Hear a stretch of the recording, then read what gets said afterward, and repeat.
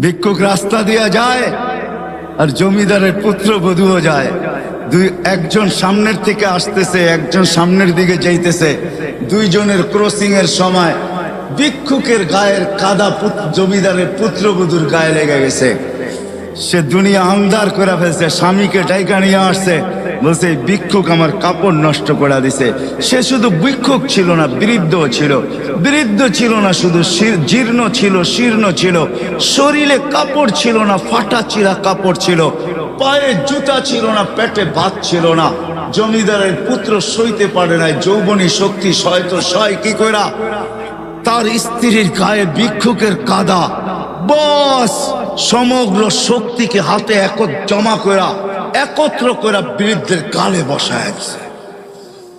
বৃদ্ধ কিচ্ছু বলে নাই, শুধু উপরের দিকে তাকায় দুই তিনটা শব্দ উচ্চারণ করছেন। শব্দগুলা হলো ইয়া মাল্লা তারা হলো ওয়ুন, ও আল্লাহ চোখে দেখা যায় না, ও তারা কুল্লা শাই, তুই সব দেখিস, ফারা তারা মা বি, তুই কি দেখিস না আমার সাথে কি ঘটতেছে, এটা কি দেখিস না? বলতে দেরি যুবক, মরতে দেরি হয় নাই। জমিদার চলে আসছে, প্রতিশোধ নিবে। বৃদ্ধের একদিকে মুস্কি হাসি, একদিকে বলতেছে প্রেমের খেলা এমনই হয়। জিজ্ঞাসা করছে কিসের প্রেমের খেলা রে? বলছে ওর প্রেমিকার গায়ে আমার কাদা লাগছে, পায়ের কাদা লাগছে, ও সইতে পারে নাই, যৌবনী শক্তি দিয়ে আমার বৃদ্ধ গালে বসায় দিছে। আমাকেও একজন ভালোবাসে, সেও সইতে পারে না, সেও সইতে পারে না, ও তো থাপ্পড় দিয়া খেন্ত, সে জান নিয়ে নিছে, জান। তাহলে ক্ষতি তার বিরাট বড় হয়ে যাবে। এই জন্য সে আমাদের সাথেই আসছে। শুধু সে আসে নাই, আরেকজনকেও সাথে নিয়ে আসছে, যেটা সদা সর্বদা আমরা ভিতরেই বহন করে রাখি। আমাদের মনটা আমাদের ভিতরেই আছে, না মনই শয়তানকে শয়তান তৈরি করছে। শয়তানের কোনো পিশাব ছিল না, সে কারো মুরিদ ছিল না যে পিশাব মারা গেছে তাকে খেলাফত দিয়া দিছে আর সে কিয়ামত পর্যন্ত এটাকে পরিচালনা করবে, সে দরবার খুলা দিছে, এমন না। তার মনই তাকে বিরোধিতা করে, তার মনই তাকে গুমরা করছে। ঠিক আমাদের ভিতরে কিন্তু আমাদের একটা মনও আছে, যেটা শয়তানকে পদভ্রষ্ট করছে। শয়তানের মনই শয়তানকে ধোঁকা দিছে, এই কথা বুঝাইছে যে তুই তো উত্তম, মাটিকে জ্বালায়া ইটো বানাস, আবার সবকিছুকে জ্বালায়া তুই ছাইতে রূপান্তরিত করিস, তুই আগুনের তৈরি, মাটিটাকে সেজদা করবি তো করবি কেন? তার বুঝে আসছে, যুক্তি দিয়া তাকে বুঝাইছে, যেরকম আমরা এখন যুক্তি তর্ক দিয়া বুঝি। সবাই মনে মনে ভাবে, কথাগুলা শুনি, ভালো লাগার পরেও অনেকজনে এই কথাই বলবে যে আমাদের বিবেক বুদ্ধি বিদ্যা কি কম আছে নাকি? আমরা জেনারেল শিক্ষায় শিক্ষিত আর হুজুররা হইল ধর্মীয় শিক্ষায় শিক্ষিত, অথচ সে কোনোদিন তাকায় দেখে নাই যে ডিকশনারিতে জেনারেলের অর্থটা কি লেখা আছে। ডিকশনারিতে জেনারেলের অর্থ লেখা আছে সাধারণ শিক্ষা। সাধারণ জিনিস নিয়ে যে গৌরব করা যায় না, এটা আমাদের মাথায় নাই। বিদায় আমরা বইলা বেড়াই আমরা কি শিক্ষিত কম নাকি? বরিশালের থাকলে তো বইলেই বসবে মুই কি কম বুঝি, মোরে বুঝাইতে হইবে। তো বিদায় যুক্তি তর্ক দিয়া শয়তান বুঝাইছে, মন বুঝাইছে শয়তানকে যে তুই উত্তম। এই জন্য সে সৃষ্টি যদিও আল্লাহর পাওয়ার সম্বন্ধে আমাদের চেয়ে শয়তান 1000 কোটি গুণ বেশি জানে, কেন সে দীর্ঘ একটা সময় আরশের নিচে ছিল, 30,000 বৎসর টানা আরশের নিচে ছিল। সে শুধু আরশের তওয়াফ করছে, বিদায় তার অভিজ্ঞতা জ্ঞান অনেক বেশি, কিন্তু সে মনের কাছে মার খেয়ে গেছে। বিদায় ওই শয়তানও আমাদের সাথে আসছে, মন তো আছেই আছে। এই জন্য আল্লাহ রসুল কোন পর্বে বলছিলেন যে তুমি যদি মনের উপরে 1 পা দিতে পারো, তাইলে আরেক পা তোমার আমি জান্নাতে দেওয়া দিব।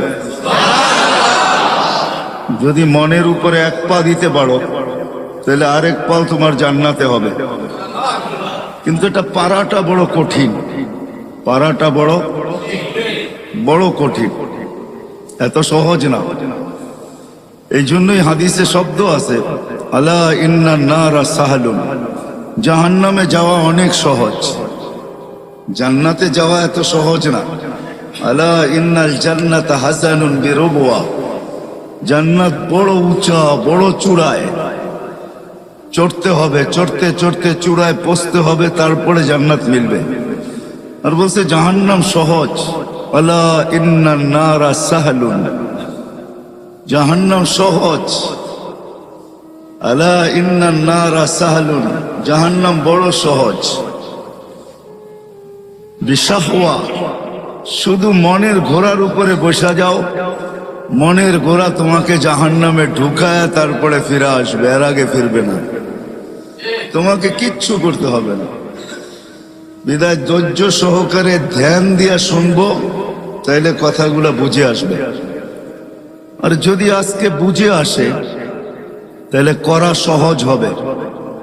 এটাই আমার আলোচ্য বিষয়ের প্রথম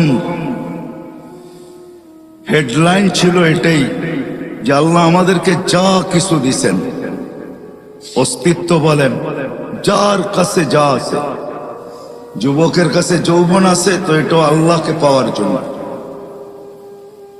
আমি এক একটার উদাহরণ কোটেশন দিব, উদাহরণ দিব। যুবককে যৌবন দিছেন আল্লাহ পাওয়ার জন্য, যদি আল্লাহ পাওয়ার জন্য যৌবন না দিতেন তাহলে আল্লাহ এতগুলা পুরস্কার কোনোদিন ঘোষণা করতেন না। আল্লাহ যুবককে আগেই শোনায় দিয়েছেন, তোমার যৌবন আমাকে পাওয়ার জন্য। পাইলে কি হবে মালিক? তোমার জন্য এখন থেকেই আমি আরশের নিচে গ্যালারি বানাইতে শুরু করব। নর্মাল গ্যালারিরা, super deluxe gallery, normal gallery না। স্টুডিয়ামে নর্মাল গ্যালারিও থাকে, আবার সুপার ডিলাক্সও থাকে। সুপার ডিলাক্স যেটা হয় ওটার ভিতরে চেয়ারও আলাদা, এসিও লাগানো থাকে, দেখতে অসুবিধা হইলে প্রজেক্টরও থাকে। কি বলেন, বুঝাইতে পারতেছি? দেখতে যদি কোনো যুবকের অসুবিধা হয় তো প্রজেক্টর থাকে। আবার ওটার ভিতরে খাওয়া দাওয়াও থাকে, একটু পর পর জিজ্ঞাসা করে চা খাবেন, একটু পর পর জিজ্ঞাসা করে পানি লাগবে, কেননা খাদেম থাকে তো, কেননা সুপার ডিলাক্স ওরকম টিকিট নিয়ে ঢুকছে, বিদায় ওটার ভিতরে সমস্ত ব্যবস্থা থাকে।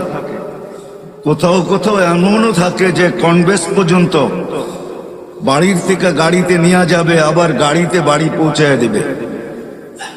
আবার এদের জন্য সিকিউরিটিও থাকে, এদের গেটও ভিন্ন থাকে, এরা সাধারণ গেট দিয়ে ঢোকে না, এদের জন্য গেটই ভিন্ন। সব কিছুর ভিতরে পার্থক্যতা থাকে।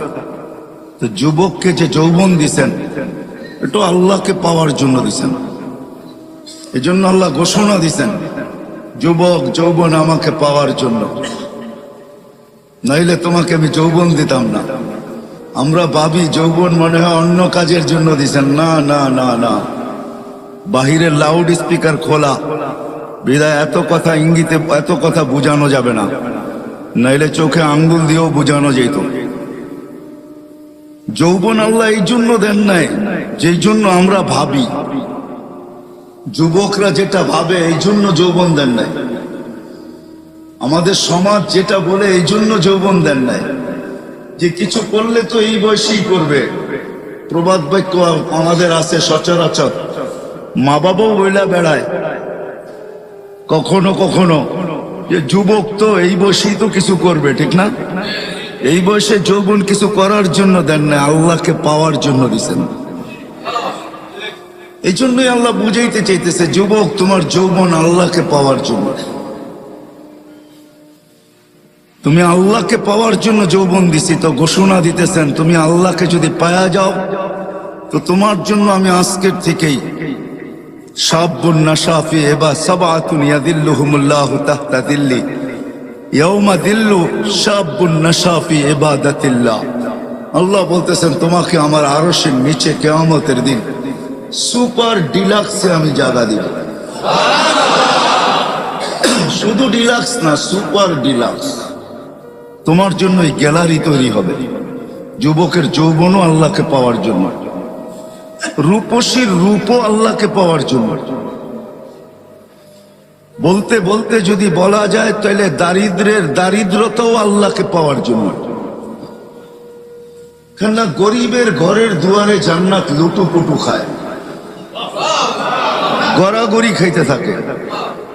এই জন্য আল্লাহ রসুল বুঝাইছেন গরিব, বলছে হ্যাঁ গরিব, বলে কোনো চিন্তা নাই, আমিনু আলা রব্বিকুম সল্লু খামসাকুম সুমু শাহরাকুম মুতু আদখুলু জান্নাত রব্বিকুম। ইমানটা বানাও, নামাজটা ঠিক করো, রোজাটা রাখো, মরতে দেরি, জান্নাতে যেতে দেরি হবে না। তারপরে পুরস্কার দিছেন। কেমন পুরস্কার? দুনিয়ার আধিপত্য হাজারো মানুষের হাতে, হাজারো শ্রেণীর হাতে। শ্রেণী বলা যায়, মানুষ না, হাজারো শ্রেণীর হাতে দুনিয়ার আধিপত্য। বাড়িওয়ালার ভাবি ভিন্ন, ঠিক না? কি বলেন? হ্যাঁ, যদিও খুদলে নিচে এখনো পানি পাওয়া যাবে কামরাঙ্গীর চরে। রাগ হয় না, কিন্তু বুঝানোর জন্য বলতেছি, পায়ে হাত রাখি। কেননা 30 হাত গভীর ছিল এখানে, 40 হাত গভীর ছিল। কামরাঙ্গীর চর যখন পড়তাম তো বর্ষার যুগে তো এই পুরাটা চরই আমাদের চোখের সামনে ভাসত। আজকের কথা বলতেছি না, সেই 86-র কথা বলতেছি। তো পুরাটা চরই তো চোখের সামনে ভাসত, ভাসমান। তো বাড়িওয়ালার ভাবি ভিন্ন। তো হাজারো শ্রেণীর হাতে এখন দুনিয়ার আধিপত্য, ঠিক না? মার্কেটওয়ালা হলে তো কোনো কথাই নেই, ঠিক না? আমি আপনাদের এখানের একজন লোককে চিনি যে এখানের মার্কেটের মালিক। আপনাদের এখানে হবে না হয় কালীগঞ্জ হবে, মনে হয় এইখানেই হবে, কামরাঙ্গীর চরেই। উনি আমেরিকাতে থাকে, এইখান থেকে টাকা যায়, ওইখানে বসে আরামে থাকেন, কিচ্ছু করেন না। জিজ্ঞাসা করলাম কিছু করেন না, কিভাবে চলেন? তো হুজুর চিন্তা করেন না, আমার মার্কেটের দোকান আছে, তো 50-60টা দোকান আছে, যা বাড়া আসে ওটা দিয়ে আমার চলে যায়। তো যেটা বুঝাইতেছিলাম, হাজারো শ্রেণীর হাতে দুনিয়ার আধিপত্য। আমি বিভক্ত দেখাইতেছি না, কিয়ামতের দিন আধিপত্য হবে গরিবের হাতে। কিয়ামতের মাঠের সর্দার গরিব, কিয়ামতের মাঠের আধিপত্যওয়ালা গরিব, কিয়ামতের মাঠের রংবাজ গরিব। যত শব্দ দুনিয়াতে আছে আধিপত্যের জন্য, সব ওর লোকে ফিট করতে পারেন। এই জন্যই হাদিসে আছে কিয়ামতের দিন ফেরেশতা আসবে ওর কাছে, হিসাব দিতে চলো। তো ফেরেশতাকে ও চোখ দেখায় দিবে, ফেরেশতার চোখে আঙ্গুল ঢুকায় দিবে, আর বলবে আইয়ু হিসাবিল্লানা, আমাদের কিসের হিসাব? পাগলি এখান থেকে, আমাদের কিসের হিসাব? তো তর্ক বিতর্ক আল্লাহ দেখবে, জানবে। আল্লাহ জিজ্ঞাসা করবে তর্ক বিতর্ক কিসের? গরিব হিসাব দিতে রাজি না। তা আল্লাহ বলবে শান্ত ভাষায় জিজ্ঞাসা করো, ভদ্র ভাষায়, কেন দিবে না? তো গরিবের কাছে ওই দিনও লজিক থাকবে, যুক্তি থাকবে। বলবে মা আতান আল্লাহু মালা, দুনিয়াতে মাল দেয় নাই, কিসের হিসাব? মালই তো দেয় নাই। সকালে আনছি বিকালে শেষ, বিকালে আনছি সকালে শেষ। নুন আনতে পান্তা শেষ, পান্তা আনতে নুন শেষ। 1 তারিখে পাইছি, 20-25 তারিখে শেষ। মালই নেই, কি হিসাব? আল্লাহ স্বীকারোক্তি দিবেন, গরিবদের পক্ষে আল্লাহ যাবে আর বলবে সাদাকু, এরা সত্য বলছে, মাল দেয় নাই। হয় দুনিয়ার জোট কোনো জোট না, জোট তো হবে কিয়ামতের দিন। অমতাজুল ইয়াউমা আইয়ুহাল মুজরিমুন, এটাই আল্লাহ বুঝাইতেছেন, কিয়ামতের দিন জোট হবে, জোট।